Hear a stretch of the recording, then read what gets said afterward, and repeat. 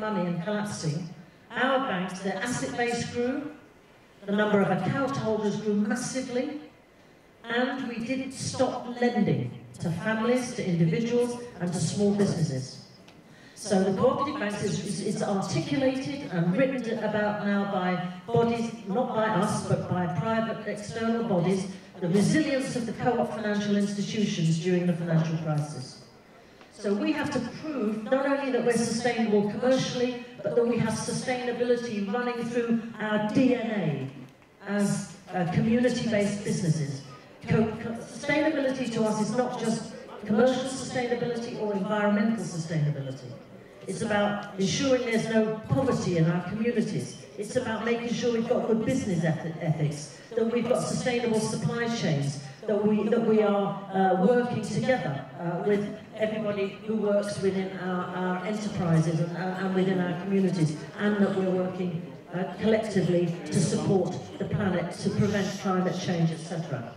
Sustainability. So these bottom two are vital for us to have the right tools. And the United Nations asked every single government in the world in 2012 to review their cooperative law. Because cooperative law is often an accident of history. It grows up as historically the co-op grows. But what you need now, in the 21st century, is an empowering and enabling law. If you can make a good business case for a cooperative in any sector of the economy, you should be allowed to do it. You should be allowed to do it.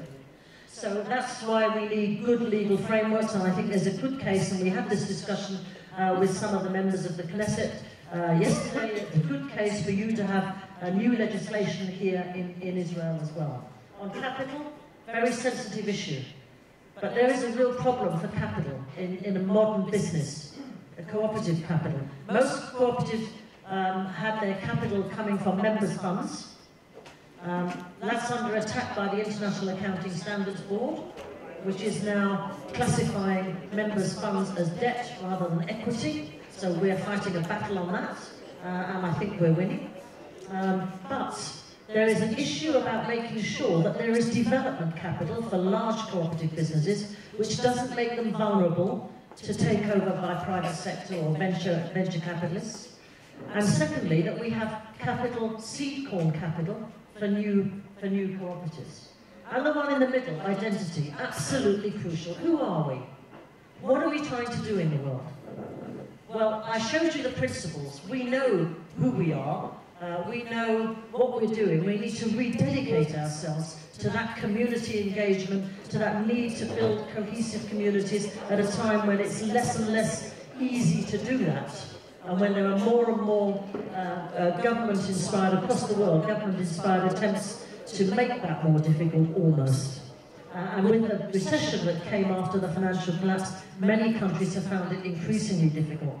So the cooperative movement has a real role to play, using our identity, pursuing and profiling our identity, and being proud of it. You know, cooperators, I had a very good friend who became a member of the House of Lords in the UK. He was a cooperator, and they put him in the House of Lords to be a cooperator, okay, because there weren't many. And he used to say to me, you know, Pauline, this great cooperative movement of ours, it doesn't cooperate and it doesn't move. And that was about 20 years ago. He's now clear the cooperative movement is moving and it's cooperating. And what we found out of 2012 is the more we cooperate, the more we are able to influence. A disproportional increase in the way we can influence events.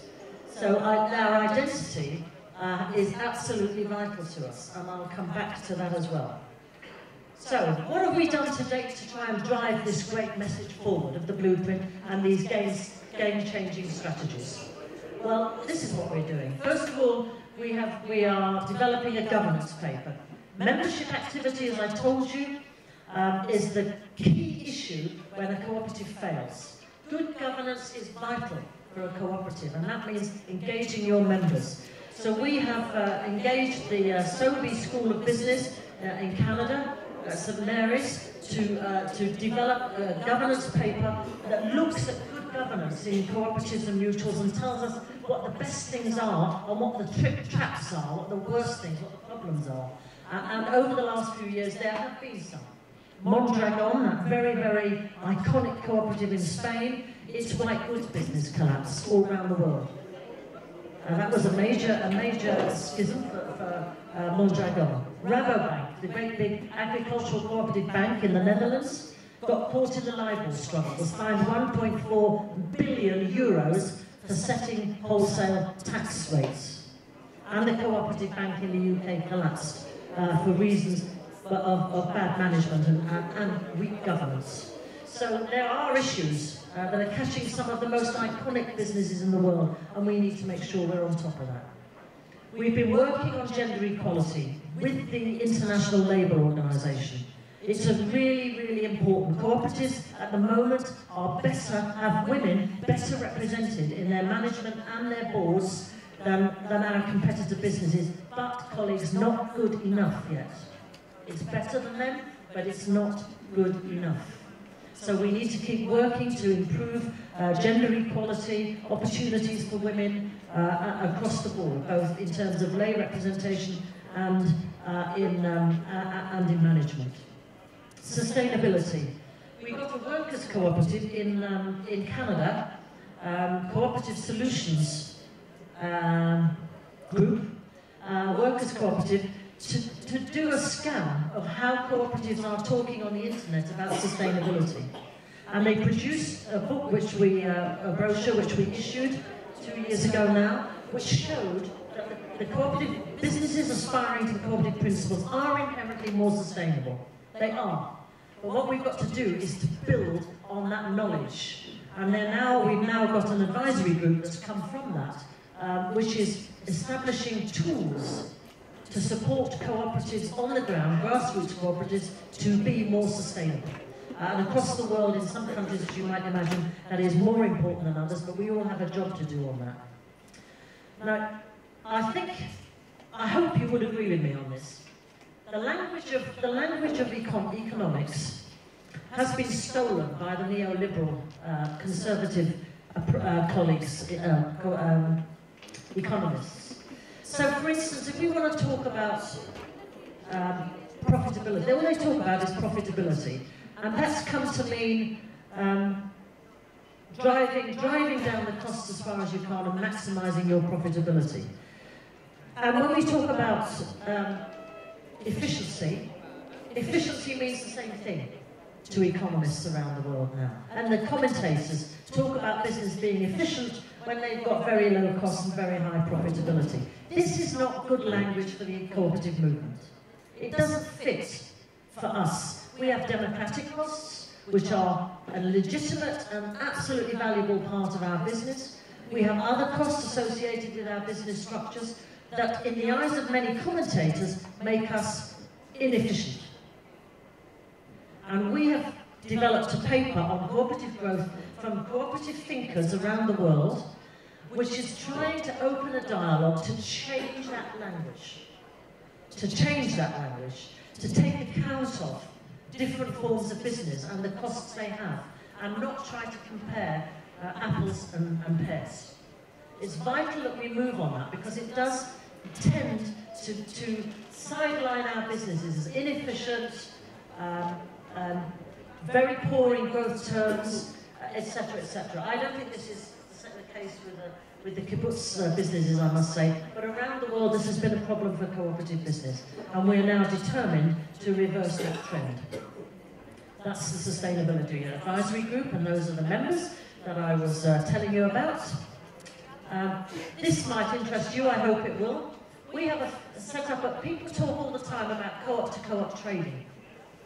I think you do it amongst yourselves. But globally, there's a lot to be won by trading internationally co-op to co-op. A huge amount. So we established a paper from Dalberg, which is it's a research centre that has done a lot of work on international trade. So we're trying to use the best in the world to look at these issues. And I just want later on I'll focus a little bit on that and show you what the results of it are. The global cooperative mark. Come back to identity. The global cooperative mark is this one. the co-op one down here. After the United Nations retired its logo, we surveyed our members to ask if they would like another logo, a common logo, that would keep that momentum on the cohesion that we had. And they wanted it. So we surveyed our 100 countries, our members in 100 countries, asking them about the colour that reminds them of co-ops, images, because we thought they'd want an image rather than words. Should we use words? We asked them, and they filled in. Came back from 86 countries. That's a pretty good response to a survey, as I'm sure you'll agree. They overwhelmingly came back saying they wanted that co-op. Nobody else can use it, it's ours. The only ones that can use it. So we developed that, and we launched it at our last General Assembly in Cape Town in November 2013, with the ambition that by 2020 it would be licensed for use in 100 countries. Well, I can tell you today, nearly exactly 2 years later, it's already licensed for use in 107 countries. So there is a great thirst to have something that identifies you. It's not a brand. No one is expected to use this instead of their brand. It's something that sits alongside your brand and identifies you as part of a larger, trusted community of cooperatives in the world. And there are various assortment of words that go with it, like building a better world, etc. So that has grown apace. Also on identity, the 7 principles I showed you have sitting underneath them a set of guidelines to interpret the headlines. And I think it was Yehuda was actually involved in these, Yehuda Pass, along with Ian McPherson in developing them. But they're now nearly 30 years old. So we've spent the last 2 years interpreting the principles for modern life. It's a bit what we all have to do, isn't it? It's one of the things we were saying yesterday to some other people we met in the Knesset.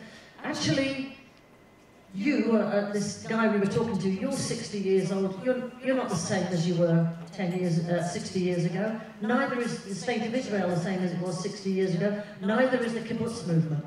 It's moving on, it's renewing, it's doing different things. It has to. And so we had to, with the principles, reset the guidelines, reinterpret the guidelines of the principles so they're more in tune with the sort of business environment, social environment in which we find ourselves today. And we're launching those renewed guidelines at our General Assembly next week in Turkey. So that's those. Doing cooperative business, something else that might interest you. The World Bank issues a book, Doing Business in the World. And they go through each country and they have a set of indicators to show how easy it is to work in each country. We are setting up a book, launching a book called Doing Cooperative Business.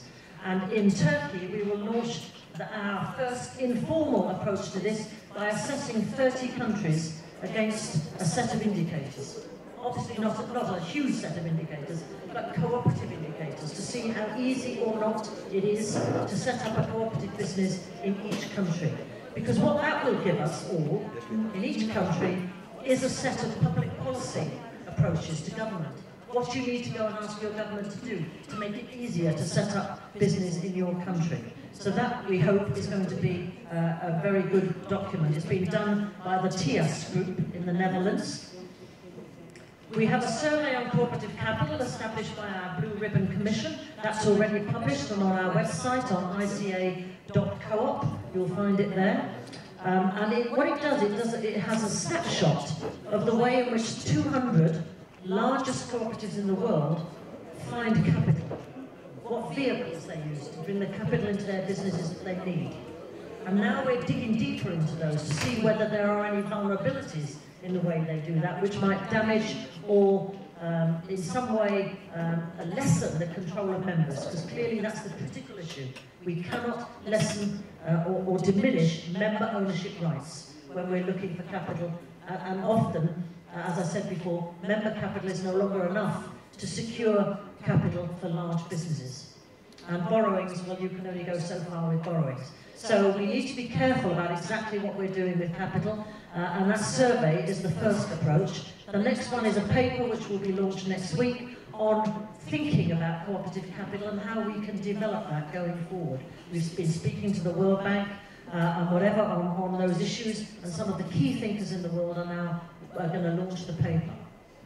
We also have the Global Cooperative Impact Fund, which is a fund of 15 million euros, run by Credit Cooperative on behalf of the ICA, which is designed to build cooperatives in the developing world, to kickstart cooperatives, particularly across sub-Saharan Africa. You may know that by 2050 there'll be 9.5 billion people on this planet, and not enough food, not enough agriculturally productive land to feed them. The agricultural land that remains could be made more productive, 73% of it resides in sub-Saharan Africa. So how do we deal with that? Already, predatory states and multinationals are buying up the African land. And I was able to suggest to the World Bank and the IMF at its forum that actually, if we really want to deal with poverty in Africa, the way to deal with it is to establish an agricultural cooperative economy across sub-Saharan Africa, and then build the secondary cooperatives like you've done, exactly like you've done here in Israel, in the hands of the African farmer, so they get the benefits in their communities, to send their kids to school, to feed their kids, to help them get proper health care, and take them out of poverty with dignity. We can do that if we start now. And that's what we're working with our Global Cooperative Impact Fund and the FAO, the Food and Agricultural Organization, to do. And the Global Cooperative Impact Fund is being serviced by Credit Cooperative, which has experience of 2 other funds, which are 70 million euros now, and we hope ours will soon be at that size. The last 2 things that we have done recently is to grow our own member participation. Firstly, we have developed a leadership circle of 10 of the most iconic businesses in the world, the very big ones who are not only commercially successful, but are also have a proven track record of promoting cooperative business. And those 10 to 12 sit with us regularly to help us ensure that we stay with our feet on the ground when we're developing the blueprint and the strategies that flow from the blueprint. It's very easy to go off mission, to have mission creep on these things. We are determined to stay